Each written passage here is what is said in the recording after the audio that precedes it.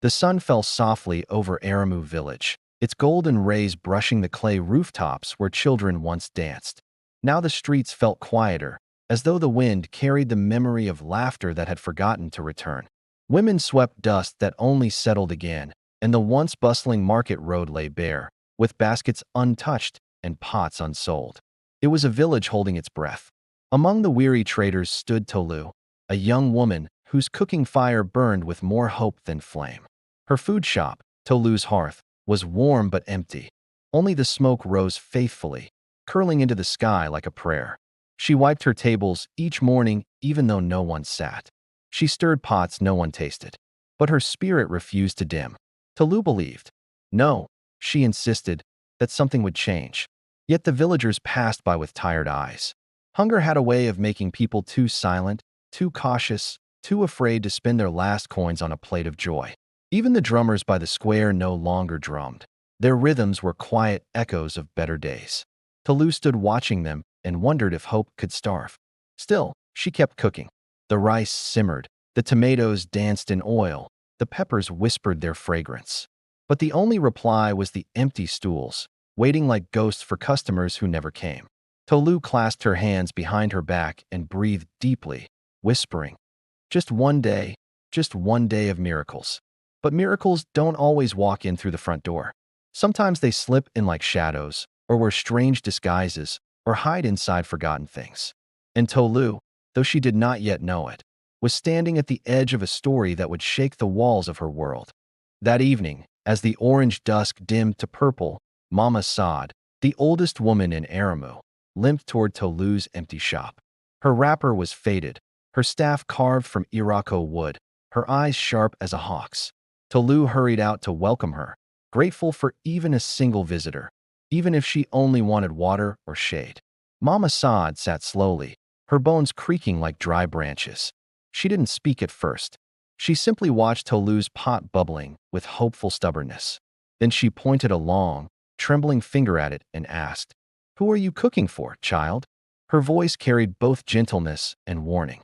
Tolu smiled politely. "Anyone who is hungry, Mama."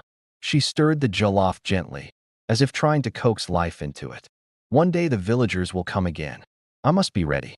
She didn't add that sometimes she ate alone in tears. She didn't say that half her earnings went into the pot and never returned. Sorrow often likes to stay hidden. Mama Saad sighed deeply, lifting her face to the sky. Aramu has entered a season of shadows. Something is stealing hunger and stealing hope. Her words hung in the air like smoke. People no longer crave joy. They eat only enough to survive. That kind of hunger is not natural. The old woman leaned closer, lowering her voice. "And you, something follows you. Something you carry without knowing." Tolu blinked in confusion. She carried nothing except her dreams and her quiet desperation. But Mama Sada's gaze did not relent. "Be careful what you mix into your pots, Tolu. Not everything you touch is ordinary." Her words settled into Tolu's heart like cold stones. That night, after washing her pots and closing her shutters, Tolu slept lightly. The wind howled strangely, rattling doors that usually stayed still. The moon felt too bright, almost watchful. And when sleep finally took her, it dragged her deep into a dream that felt older than the village itself. She saw herself standing in a forest of red earth. Leaves glowed gold. The air shimmered. Before her was an enormous cooking pot carved from stone, ancient and breathing like a living thing. Inside it, the fire burned blue. Tolu felt drawn to it, as though her soul recognized something her mind could not name. A voice rose from the flames, neither male nor female, but powerful like thunder wrapped in silk. "Tolu," it called, "you are a daughter of two worlds, the seen and the unseen. What you carry is not a burden, it is a key." The pot erupted with swirling colors, red, white, and deep crimson like moonlit shadows. Tolu stepped back, shaking. "A key to what?" she asked, though her voice sounded far away. The flames danced higher, revealing a shape, something soft, folded, glowing with warm magic. "You will stir the heart of the village," the voice whispered. "But choose wisely, daughter. Power always asks a price." Before she could answer, the pot exploded with light. Tolu woke up screaming. Her bedsheets were soaked with sweat. Her hands trembled. And on the floor beside her bed lay something impossible, something she had not placed there. Something wrapped in soft white, glowing faintly in the dark. Morning arrived, but Tolu had barely slept. She sat on the edge of her bed, staring at the small white object wrapped in soft layers. It resembled something ordinary, like something every woman used every month, but this one pulsed faintly with a gentle, mystical light. Not frightening, not dangerous, just otherworldly. She lifted it carefully, and an unexpected warmth spread through her palms. It felt like touching sunlight and moonlight at the same time. Tolu swallowed hard. "What are you?" she whispered. Her voice trembled, not out of fear, but out of knowing, deep knowing, that this object was tied to the dream. As she turned it in her hand, the faint glow intensified for a moment, then faded, leaving only a soft warmth. Tolu wrapped it back gently. Her heart raced. No one, absolutely no one, could know of this. Not until she understood it. Yet a strange feeling settled in her chest. This object had chosen her. And in that choice lay both danger and destiny. She stood finally, tucking the object into a small wooden box under her bed. She told herself she would forget it. Pretend it was not there. Focus on her shop, her cooking, her ordinary life. But the moment she stepped outside, the world felt different, colors sharper, sounds deeper, wind whispering secrets meant only for her. And Aramu village was silently waiting for what she would do next. Tolu returned to her shop with shaky hands, but a determined heart. She chopped onions, tomatoes, and peppers as usual, letting their familiar scent steady her spirit. But today the flames danced higher. The oil shimmered like melted gold. Everything felt tuned to a rhythm she couldn't understand. As the rice simmered, a thought echoed in her mind, soft and persistent. "Mix it in the pot." She squeezed her eyes shut and shook her head. "No, that is madness." Whatever the object was, she couldn't place it in food. Dreams were dreams. Warnings were warnings. Reality was reality. And she would not cross that line. Yet the pot's aroma grew richer, deeper, swirling with a sensation almost like calling. Tolu's heartbeat matched the rhythm. Sweat gathered at her brow. Her hands moved without her permission, reaching toward the wooden box she'd carried from home and hidden under the counter. "No," she whispered again. But fate had a way of pulling strings stronger than fear. Her fingers touched the soft, folded object. It glowed faintly, and the moment it hovered over the pot, the jollof erupted in colors, scarlet, gold, shimmering heat. The entire kitchen filled with impossible fragrance, sweet, spicy, ancient, enchanting. Magic woven into every grain. Tolu gasped. The pot pulsed with light, and far across the village, people lifted their heads. For the first time in months, they were hungry, truly hungry, and they began to walk toward Tolu's hearth. The morning breeze carried the aroma of Tolu's enchanted jollof across Aramu village like a living spirit. It curled through open windows, slipped beneath door cracks, and brushed against sleeping faces. People sat up suddenly, startled by a hunger they hadn't felt in months, a hunger that came with warmth, nostalgia, and the strange feeling of being invited. Children were the first to follow the scent. Barefoot and wide-eyed, they scampered across the dusty roads, pointing excitedly toward the cooking fires rising from Tolu's shop. Mothers soon followed, tying wrappers and wiping ash from their hands as their stomachs growled with longing. Even the village elders lifted their heads, sniffing the air with disbelief. Tolu, still shaken by what she had done, nearly dropped her wooden spoon when she looked outside. A crowd, an actual crowd, was approaching. Dozens of villagers, faces eager, eyes bright with anticipation. Her heart thumped wildly in her chest. She had prayed for customers, begged for miracles, but she had never imagined anything like this. She stepped outside, trembling. People waved, calling her name with hopeful voices. "Tolu, you are cooking today. Tolu, we smelled your food from the river. Tolu, please, save us a plate." Her lips parted, overwhelmed. All she could whisper was, "Welcome. Please sit."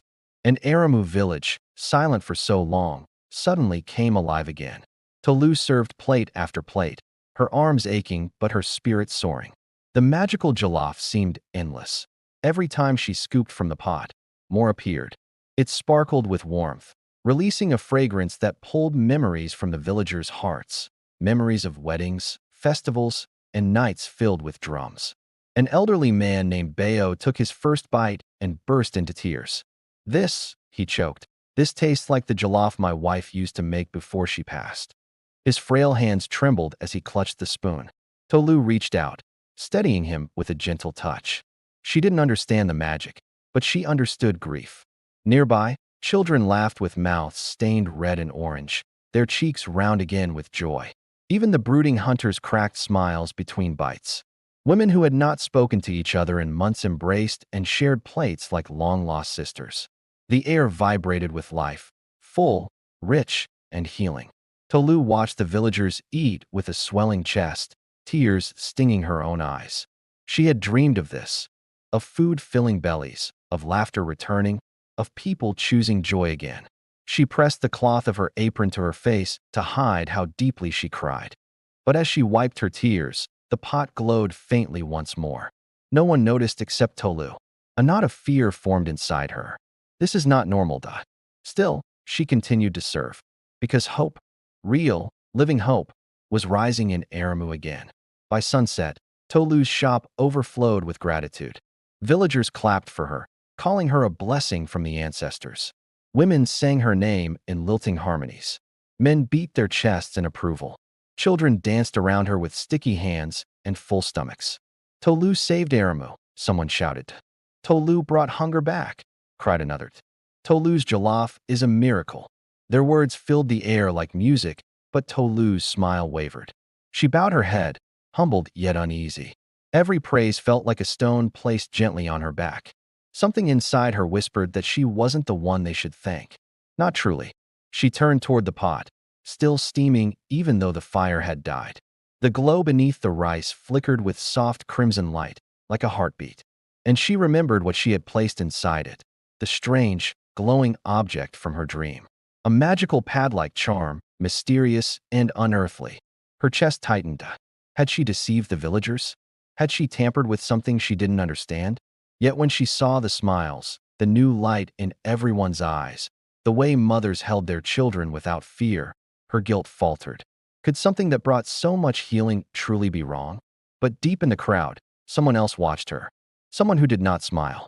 Someone who saw the crimson glow reflected in Tolu's eyes. As night settled, a man dressed in a long dark cloak stepped into the village square. His skin was the color of polished ebony, his hair braided in tight coils, and his eyes sharp like obsidian stones. He carried no lantern, yet he seemed to shine in the moonlight. The villagers parted instinctively, murmuring, "Who is he? Is he a traveler? Is he a spirit?" The stranger walked toward Tolu's hearth with calm, deliberate steps. Each footfall felt heavy, almost echoing. Tolu froze, her breath trapped in her throat. Something about him felt ancient, older than Mama Sod, older than the forest itself. He stopped before her pot and inhaled deeply. The magical jollof steamed without fire.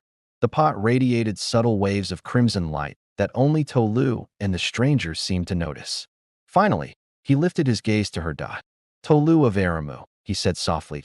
His voice was warm but carried weight, like the sound of a drum announcing danger. "How do you know my name?" she whispered. The stranger tilted his head slightly. "I follow the scent of power and the cries of the ancestors." His eyes darkened. "You have stirred something that should never be stirred." Tolu's blood froze. The stranger glanced at the pot again, then at her trembling hands. "You used a charm from the realm of women," he said. "A forbidden one."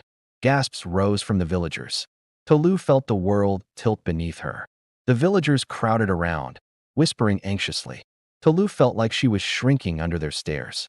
Her heart pounded in her chest as she tried to speak, tried to explain, but no words came out. Guilt weighed on her tongue like hot coal. The stranger raised his hand. Silence fell immediately, sharp as a blade. "Child," he said softly, "tell us what you put into this jollof." Tolu's knees weakened. She gripped the edge of a table to steady herself. Every face around her, faces she had fed, healed, loved, watched with wide, frightened eyes. The pot behind her pulsed again, betraying her with soft crimson light. Tolu swallowed hard. Her voice trembled. I don't know what it was. It came to me in a dream. It followed me into the waking world." Tears blurred her vision. "I only wanted the villagers to eat. I only wanted the village to feel alive again."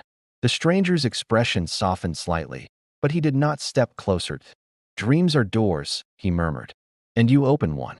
The villagers murmured again, unsure whether to fear or forgive her. Some looked confused, others frightened. A few held their children closer. Tolu raised her hands, tears streaming.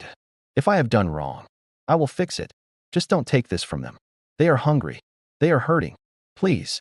The stranger stared at her for a long moment. Then he whispered, tomorrow, the truth will reveal itself. He turned and walked away into the night. And Tolu collapsed to her knees, trembling under the weight of destiny she never asked for. Tolu sat alone in her shop long after the villagers had left.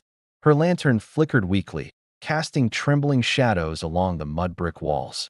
Her pot, still warm, still glowing faintly, sat silently on the stove like a living thing watching her.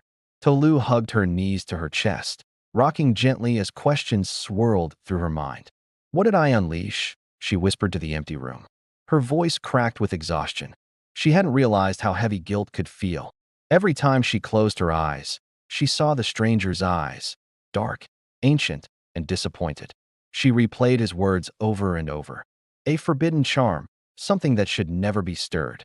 Her heartbeat thudded painfully in her ears. She had only wanted to help the village, only wanted to survive, only wanted her shop to live again. Was that wrong? Was kindness dangerous if born from desperation? Tears rolled down her cheeks, hot and relentless. Outside, the night creatures sang, crickets chirping, owls hooting, the distant croak of frogs. Yet under their music, Tolu felt something else. A hum, a vibration, a presence. It pulsed from the pot, subtle but undeniable, as though calling to her again. She turned her face away. No, she whispered. I won't touch you again. But the magic inside the pot was awake now. And magic never sleeps quietly. Near dawn, as Tolu stepped outside to breathe cool air, she found Mama Saad waiting by the door. The old woman leaned on her staff, her eyes filled with worry and something deeper, recognition. Tolu, she said gently. The ancestors whispered all night. They stirred my dreams like restless spirits. I saw crimson lights, and you standing in the center. Her voice trembled.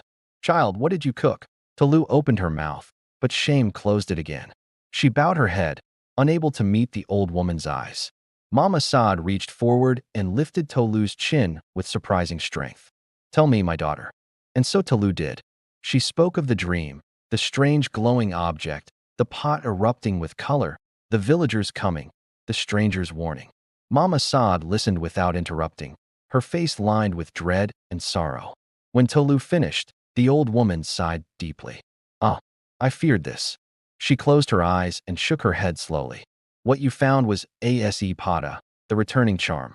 It belongs to the realm of blood magic, a realm meant only for spirits and ancestors, not for mortals. Tolu staggered backward.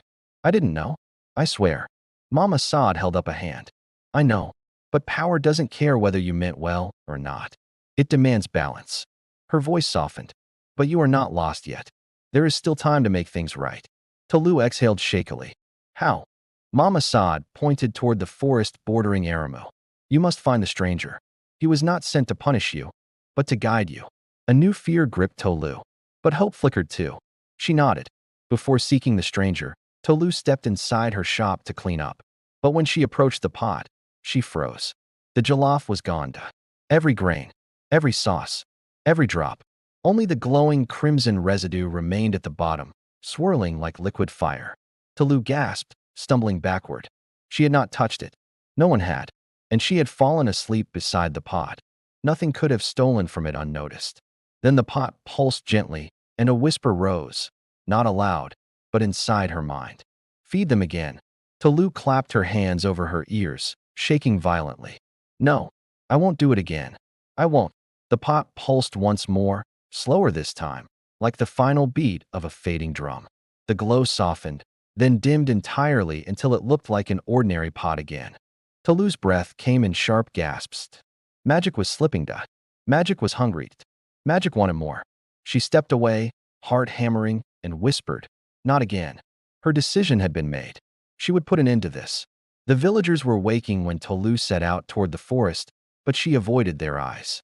She wrapped a shawl tightly around her, carrying only a small gourd of water and a staff Mama Saad had blessed with chalk symbols. The path into the forest was narrow and overgrown. Twisted branches intertwined above her like fingers locking shut. Birds called overhead, warning cries, anxious and sharp. The deeper she went, the colder the air became, even though the sun had risen. Tolu swallowed hard. It's just trees, she whispered to herself. Trees and stories. But the stories of Aramu were no small thing. The forest was said to be alive, listening, breathing, watching the people who walked through it. As she stepped into a small clearing, she saw footprints in the dirt.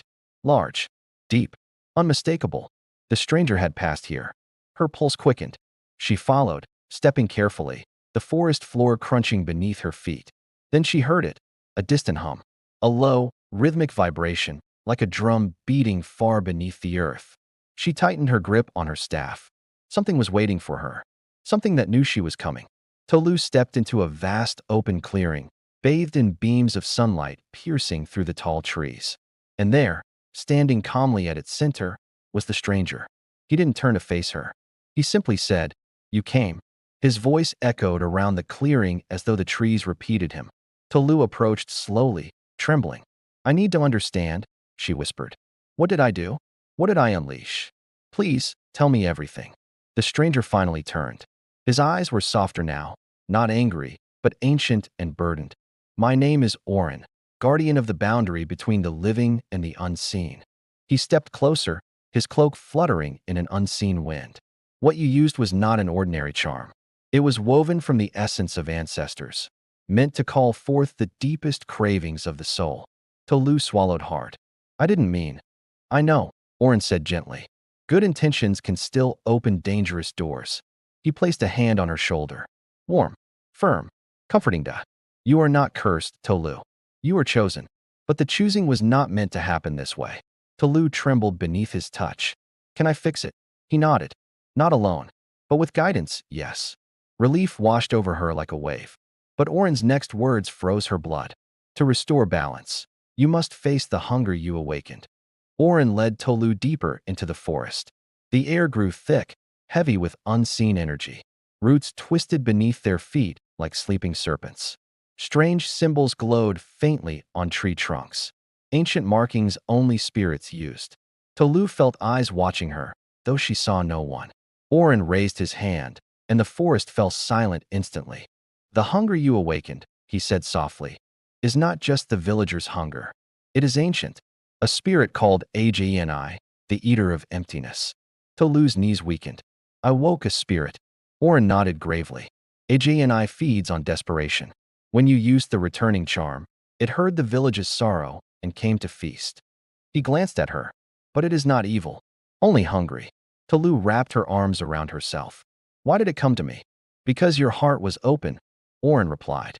"Pain opens doors that power cannot resist." A cold shiver crawled up her spine. "So what must I do?" "You must confront Ajni, not with fear, but with truth. Only then will the balance be restored." Tolu inhaled shakily. "And if I fail?" Oren didn't answer, and the silence was louder than words. While Tolu journeyed through the forest, Aramu village stirred with mixed emotions.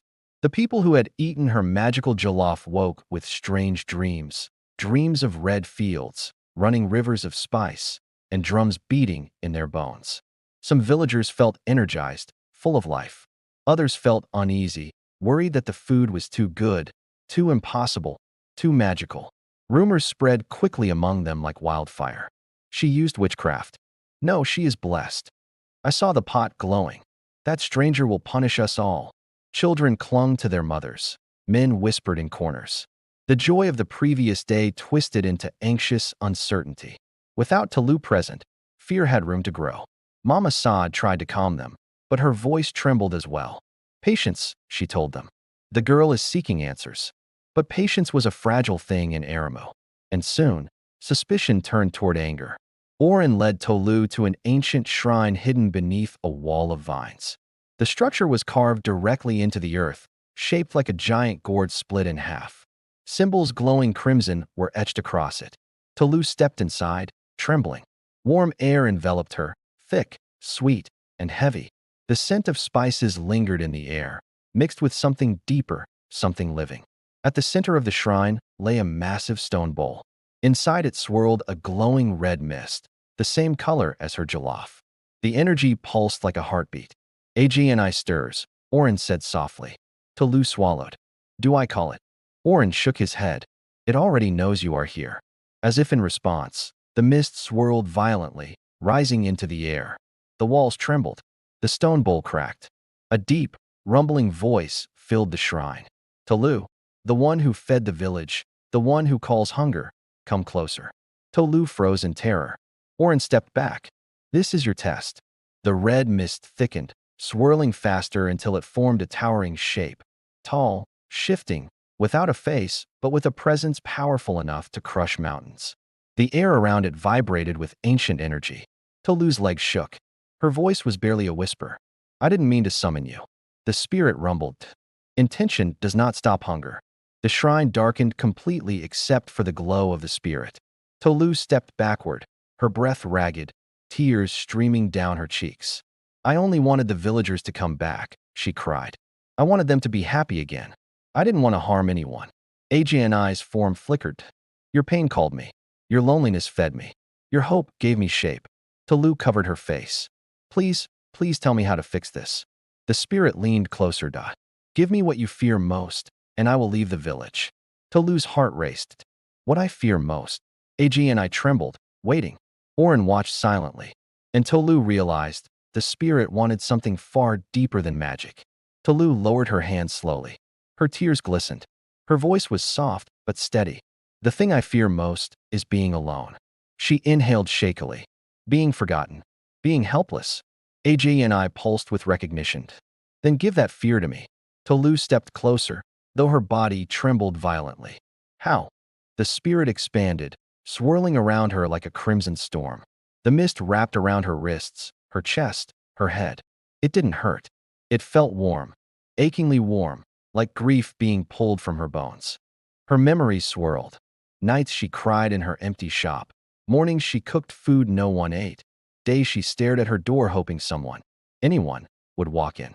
AGNI consumed them gently, as though drinking her sorrow.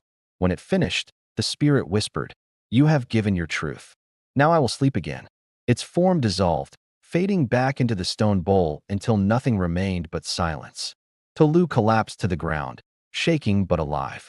Oren stepped forward and lifted her gently. It is done, he murmured. You have faced the hunger within yourself. Tolu leaned against him, exhausted. So the village is safe? For now, Oren said. But your journey is not over. By the time Tolu and Oren emerged from the depths of the forest, the sun had begun to dip toward evening, casting long shadows across Aramu village. The air felt thicker, charged with something she could not name. Smoke from cooking fires curled in the distance, but the quiet murmur of daily life had been replaced by deep, restless agitation. Tolu's heart beat unevenly as she stepped toward the village. Women fetching water paused, staring at her suspiciously. Men gathered in clusters, whispering behind palms.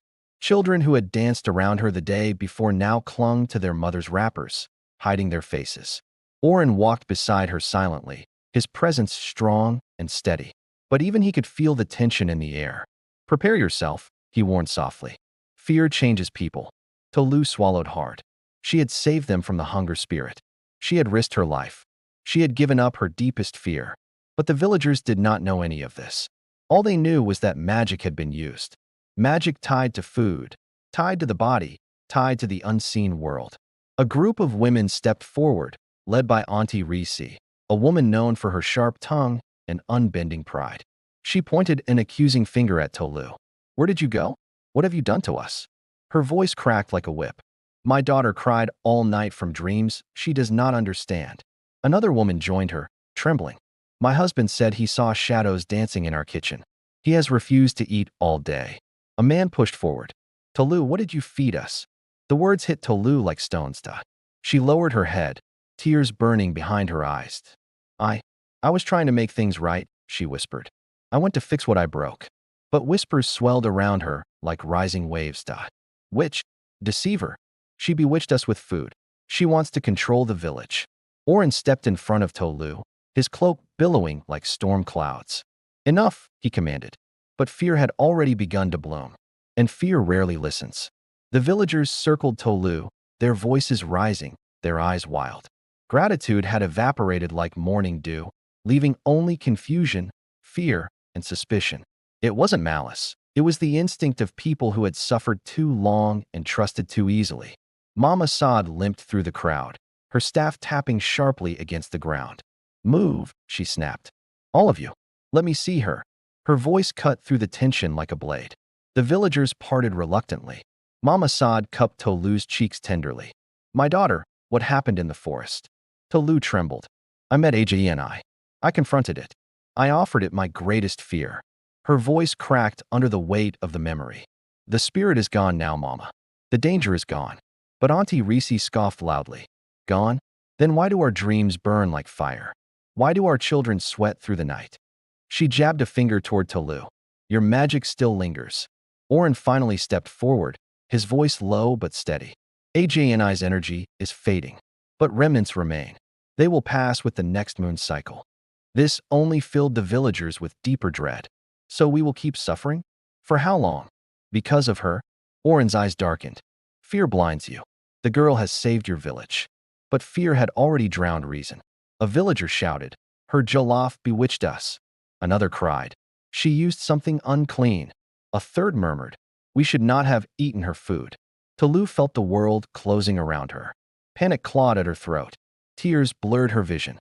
Her voice broke as she whispered, "Please, I'm not your enemy." But to a frightened village, she already was. A group of men carried Tolu's cooking pot from her shop, placing it in the center of the square like evidence of a crime. Its metal surface glimmered beneath the fading sunlight. Even cold and empty, the pot held a faint glow, remnants of the magic that had surged through it. Auntie Reese pointed dramatically. "Look, it still pulses. It breathes like a living thing." Villagers gasped, stepping back as if expecting the pot to bite. One man picked up a stick and poked the pot as though testing whether it might jump. Another woman clutched her chest, whispering, "It is cursed, cursed with hunger and shadows." Tolu stumbled forward. "Stop! Don't touch it." She knew the charm was gone, but traces of ancestral energy still swirled inside the metal. The villagers misread her fear. They recoiled. "See? She protects it. She wants it back. She wants to feed us more magic. She wants to bind our souls to her shop." Tolu shook her head frantically. "No, no. It's dangerous because of what I did, not because it is evil." But her words melted into the chaos like salt thrown into fire. A young man stepped forward, holding the pot aloft with shaking hands. "What do we do with it?" Auntie Reese's voice rose, sharp and final. "Burn it." Gasps spread. Tolu screamed, "No." But the crowd surged. Beneath a sky turning dark with twilight, the villagers gathered firewood in a frenzy. Twigs, dried palm leaves, broken stools, anything that could burn. They built a towering pyre in the center of the square. The pot sat at its peak like a criminal awaiting judgment. Tolu knelt in the dirt, sobbing, her fingernails digging into the earth. "Please," she begged. "Please don't do this. I can cleanse it. I can make things right." But no one listened. Fear drowned her voice like a river drowning a whisper. Someone struck flint. Sparks flew. The dry leaves caught fire instantly, flames licking upward. The villagers cheered, their fear twisting into angry relief. Oren stood beside Tolu, his jaw clenched. "I cannot stop them," he said quietly. "This is their fear speaking, not their hearts." Tolu pressed her forehead into her palms. "They hate me." "No," Oren murmured. "They fear themselves." Flames roared higher, engulfing the pot. The metal hissed. Steam rose, swirling with traces of crimson light. The villagers gasped again, stepping back, believing it to be witchcraft. But it was only magic dying. Tolu's heart broke as she watched her pot, the pot she had cooked in since her mother's death, warp and melt in the flames.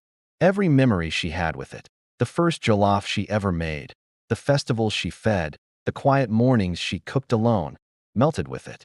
Her breath trembled. "What have I done?" Her tears fell into the dirt, and the flames roared on. When the fire finally died, the pot was nothing more than twisted metal and ash. The villagers scattered, muttering, leaving Tolu kneeling alone in the square. Smoke spiraled upward like the last breath of something sacred. Oren helped her to her feet, but her body felt heavy as stone. Her shawl clung to her tear-streaked face. Her legs trembled with each step. As she walked through the village, doors closed. Curtains dropped. People turned their faces away. The children who once adored her now hid behind walls, watching her with wide, frightened eyes. Whispers followed her like shadows. She brought spirits here. She fed us magic. She cursed the village. She must leave before more trouble comes. Every word pierced her heart. She reached her shop, or what remained of it. The villagers had overturned her stools, spilled her water, and scattered her spices. Her baskets lay broken, her herbs crushed into the dirt, her cooking tools smashed. Toulouse sank to her knees, overwhelmed by grief. "This was my life," she whispered. "Everything I had." Oren placed a hand on her shoulder. "You are still alive, Toulouse. And while you live, your spirit is not broken." But she felt broken, utterly broken. Toulouse sat on her shop floor long after the sun disappeared. The night air curled cold around her, but she did not move. Even the insects seemed to avoid her, buzzing only at the edges of the darkness. She stared at her empty shelves, her ruined baskets, the cracked windows. Her breath shuddered as despair hollowed her chest. "I tried to help them," she whispered. "I tried to give them something to live for." Her voice broke. Why did everything go wrong? She pressed her hands to her heart. It felt bruised, like something had been torn out and not yet replaced. She couldn't stop crying. The kind of crying that leaves the body shaking, the soul unraveling, the spirit begging for breath. Oren sat beside her quietly. He did not offer empty comfort. He simply stayed, a solid presence in her darkness. After a long silence, he spoke. "Toulouse, magic does not create evil. Fear does. And fear is louder than gratitude. The villagers are lost in their terror. They do not see your heart." She looked at him. "Will they ever forgive me?" Oren hesitated. Forgiveness is possible, but only when truth is revealed. Toulouse leaned her head against the wall, closing her swollen eyes. "Then tomorrow, I will reveal everything." "Tomorrow," Oren said softly, "the ancestors will guide you. But for now." Toulouse wept until her tears ran dry. Near dawn, exhaustion dragged Toulouse into sleep. And once again, dreams found her. But this time not with fear, not with spirits, not with crimson fire. She found herself in a familiar place, her mother's kitchen, filled with warmth and the scent of fresh rice. Her mother, Mama Oyen, stood by the stove, stirring a pot with gentle movements. She smiled, her face glowing with love Toulouse had longed for since childhood. Toulouse's voice cracked as she whispered, "Mama, I ruined everything." Mama Oyen turned, cupping Toulouse's face in her warm palms. "No, my daughter. You only loved too fiercely." Her eyes shimmered. "And love can be messy. Love can be dangerous when mixed with fear." Toulouse sobbed into her mother's shoulder. "They hate me. They burn my pot. They ruin my shop." Mama Oyen stroked her back. "Because they are afraid. But fear fades when courage rises. And you, my daughter, your courage is blooming." Toulouse pulled back, trembling. "What do I do?" Mama Oyen pointed to a golden pot simmering with warm light. "You cook again, but not with magic, not with fear, with your heart." Toulouse blinked. "But I have nothing left." Her mother smiled softly. "You still have yourself. And that is enough." The dream faded gently, like a mother's hand slipping away. Toulouse woke with hope fluttering weakly in her chest. The sun rose slowly, brushing the village with warm, golden hues. Toulouse stood outside her ruined shop, shoulders squared, breath steady. Her face still carried the traces of heartbreak, but beneath them was something new, determination. Oren joined her, dressed in traveling robes, staff glowing faintly. "You are ready," he said. Toulouse nodded. "I will face them, with truth, with courage, with no magic." She stepped forward. "I will rebuild my life, even if I must start from ashes." Oren's lips curved into the faintest smile. "Now you understand the heart of a healer." Together, they walked toward the village square, toward the same place where fear had nearly buried her. But today, the truth would rise. Aramu village gathered slowly as word spread that Toulouse had returned to the square.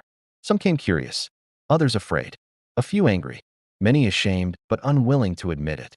Auntie Reese folded her arms. What does she want now? Mama Saad stepped forward, eyes narrowed. Let the girl speak. Toulouse stood in the center of the crowd. Her hands trembled, but she didn't hide them. Her voice cracked, but did not falter. I used a magic I didn't understand, she confessed. I used it because I was desperate, because I was lonely, because I wanted to help when no one came to my shop. Tears filled her eyes. I made a mistake, but I also faced the spirit it awakened. I gave it what it needed, and it is gone. The villagers murmured uneasily. Tolu lifted her chin. I cannot undo what happened, but I can choose who I become after it. She placed her hand over her heart. I am Tolu of Aramo, and I am still here. Silence deepened. Orin stepped forward. The girl has told the truth. The balance is restored, and the hunger spirit sleeps. Still silence, until a child stepped forward, a little girl, clutching a clay bowl. Her voice was tiny. Ani Tolu, when you cooked, I felt happy again. Her eyes shined with honest affection. Please don't go. Tolu's tears rolled freely, and cracks appeared in the villagers' fear. More children stepped out from the crowd, then a few mothers, then two men, their steps hesitant but sincere. Shame weighed their shoulders, but so did hope. Mama Saad moved toward Tolu and took her hands. If the ancestors have forgiven her, she said firmly, then so must we. Auntie Reese hesitated, throat tight. She looked at Tolu, the girl who had fed her, the girl who had cried, the girl who had faced spirits alone. Slowly, painfully, she bowed her head. Tolu, I was afraid. Too afraid. I am sorry. The words shook the square. One by one, the villagers nodded, murmuring apologies, offering hesitant smiles, softening their eyes. Fear loosened its grip, replaced by the fragile beginnings of forgiveness. Tolu covered her face and cried, this time from relief, this time from being seen, from being welcomed again. Orin stood behind her, watching with quiet pride. The path to healing had begun. The morning after the village accepted her again, Tolu returned to her ruined shop. The broken stools still lay scattered. The cracked windows still gaped open like wounds. Ashes from her old pot still lingered on the ground, carried by the wind in soft gray trails. But today, Tolu didn't see destruction. She saw a beginning. With a deep breath, she knelt and started picking up the pieces. Broken gourds, splintered wood, scraps of torn cloth. Each one was a memory. Each one was a promise to rebuild. Her fingers trembled, but she worked with quiet determination. The sun warmed her back, sweat dripped down her temples, but she continued. It felt like stitching her heart together one piece at a time. Soon, soft footsteps appeared behind her. Tolu, let us help. She turned to see three children holding brooms almost bigger than their bodies. Behind them came two teenage boys carrying planks of wood. Then Auntie Reese arrived, shame still lingering on her face, holding a basket of nails. Mama Saad limped forward carrying a pot. Little by little, more villagers approached her, until Tolu stood surrounded. Her voice trembled. You've all come to help me? Mama Saad smiled gently. You fed us when no one else did. Now we feed your spirit. Tolu wiped tears with the back of her hand and nodded. And so the rebuilding began. The pot Mama Saad had brought was old but sturdy, crafted from deep bronze, polished with palm oil until it shone like a sunrise. It had belonged to Mama Saada's grandmother, who had once been a healer and cook for the village long before Tolu was born. This pot, Mama Saad said, placing it in Tolu's hands, has cooked for generations. It has never known magic, only love. Let it cook for you now. Tolu held the pot reverently, her breath catching. The villagers paused to watch. She ran her fingers along the rim, feeling its gentle warmth. Mama Saad, I don't know if I deserve this. The old woman tapped her forehead lightly with her staff. You deserve more than you know, child. The children cheered. The women clapped. Even Auntie Reese smiled. Tolu lifted the pot with both hands, holding it up like an offering to the sun. It gleamed brilliantly, a symbol of a new era. As the villagers finished repairing her shop, Tolu searched the crowd for Orin. She found him standing at the edge of Aramo, gazing at the forest with his cloak dancing in the wind. He looked peaceful, almost ethereal. Tolu approached him quietly. You're leaving. Orin turned, a faint smile touching his lips. My work is done. Tolu's heart tightened. I don't know how to thank you. You already have, he replied. You faced your fears, restored the balance, and found your strength. That is all the gratitude the ancestors need. She stepped closer, her eyes shining. Will I ever see you again? Orin reached out and gently touched her forehead with 2 fingers. Where there is courage, I am never far. A warm pulse spread through her, like the gentle heat of a cooking fire before dawn. When she opened her eyes, Oren had vanished. The wind rustled the trees as though whispering his goodbye. With the shop repaired and the new pot placed gently over fresh firewood, Tolu took a deep breath and tied her mother's old apron around her waist. The villagers gathered around, waiting, not out of hunger, but out of hope. Tolu stepped forward, holding a basket of ingredients. She looked at the villagers, then at the pot, then at her trembling hands. No magic, no charms, no spirits, just her heart. She dropped onions into the hot oil. The sizzle rose like applause. Next came tomatoes, peppers, spices, each sound familiar and comforting. The aroma blossomed into the air, warm and rich, filling the village square. Children clapped with joy. Women hummed softly. Even the men nodded appreciatively. The pot no longer glowed with unnatural light, but it glowed with something better, something human. As Tolu stirred, she whispered, "This is who I am." And the jollof simmered like a song. When the food was done, Tolu served the first plate to Mama Saad, whose eyes watered the moment the aroma reached her. She took a slow, reverent bite and smiled. "Tolu," she said, "this is the taste of home." The villagers cheered. Plate after plate was passed around, and laughter floated through the air like music. The children danced again, red grains sticking to their cheeks. Couples held hands. Elders clapped in rhythm. There was no magic in the food today, but somehow, it tasted even more miraculous. Tolu stood in the center, watching, her heart swelling with gratitude. She had feared the village would never trust her again. But here they were, all of them, eating, laughing, living. Auntie Reese approached her. She lowered her gaze respectfully. "Tolu, forgive me." Tolu's eyes softened. She embraced the older woman gently. "We were all afraid. I forgive you." And the village exhaled, finally free. As the day faded into night, the village elders gathered around Tolu's hearth. Mama Saad beckoned Tolu to stand before them. She wiped her hands nervously on her apron, unsure of what to expect. Elder Bayo stepped forward. His voice shook with age, but not with hesitation. "Tolu of Aramu," he began, "you have shown courage beyond your years. You faced spirits for our sake.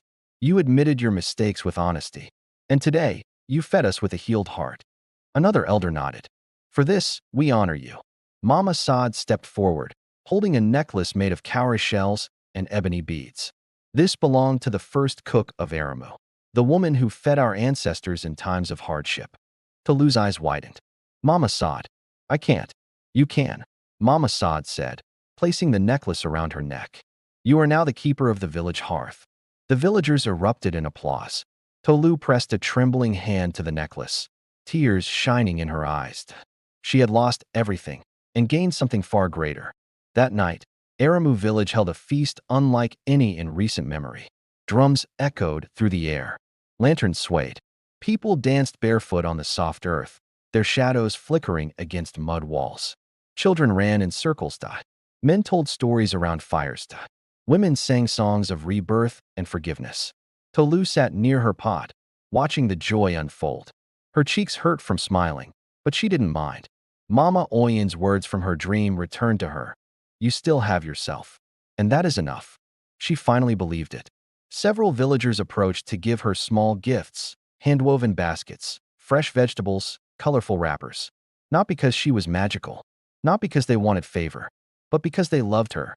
For the first time in a long time, Tolu felt whole.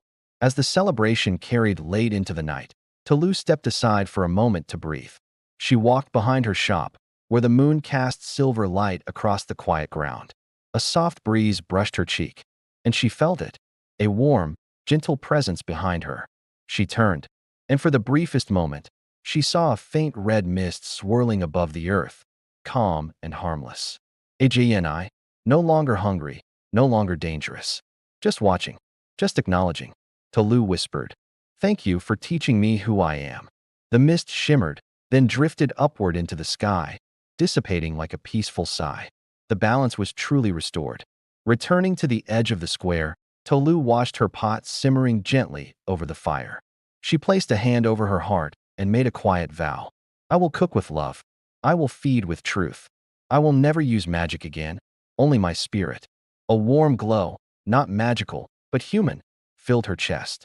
She finally felt connected to her mother, her ancestors, her village, and to herself. A little girl tugged at her apron. Auntie Tolu, will you cook again tomorrow? Tolu laughed through tears. Tomorrow, and every day after. The girl squealed and ran off, making Tolu smile. She wasn't just forgiven. She wasn't just accepted. She was needed. At dawn, as Aramu village still slept under blankets of mist, Tolu lit her fire. She placed her hands on her new pot and murmured a blessing, one passed down from her mother, one filled with gratitude, not fear. The flames danced. The pot warmed. The rice simmered. Across the village, windows opened. People stretched sleepily. Children rubbed their eyes. A fresh aroma drifted through the air, not magic, not enchantment. Just good, honest food. Tolu stepped outside her shop, resting her hand on the doorway she and the villagers had rebuilt together. Her heart swelled as she watched them approach, smiling, waving, calling her name with joy. Tolu, keeper of the hearth, cook us your jollof. Her eyes glistened with tears, not of sorrow, but of triumph. She had walked through fear, through fire, through shame, and emerged whole. Stronger, braver, loved. Tolu smiled and opened her arms wide. Come and eat, my people, she said warmly. My fire will always welcome you. And as the village gathered around her, laughter rising like song, the sun climbed above Aramu, bright, golden, and full of promise. The story ends with a woman who lost everything, found her courage, and fed the village with her heart.